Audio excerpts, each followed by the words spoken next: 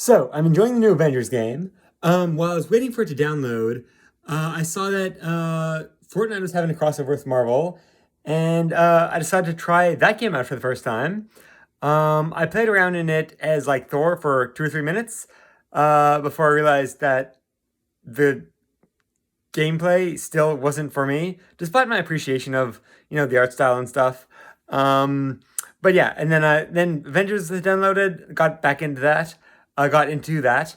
And because I pre-ordered it, they gave me like some free pins. Where are those? Bum, bum, bum.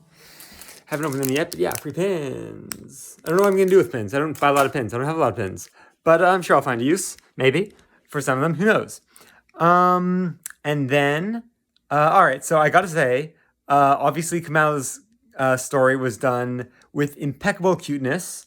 Um, Points there. I'm past the part of the game where uh, the shaggy hair and lack of costuming makes Kamala and all of the Avengers look like characters from an early Tony Hawk game. I don't mind that though.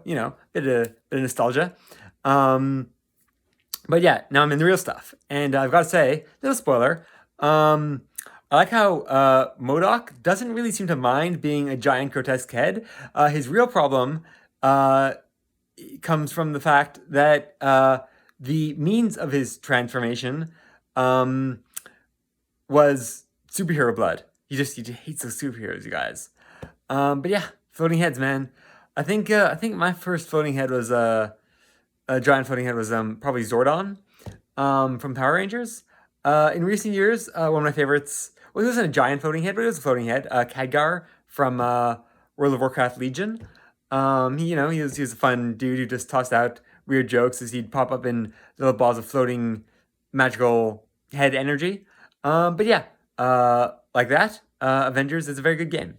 For my taste at least. I don't know if I'm gonna do anything after the story mode, but it's a fun story mode. So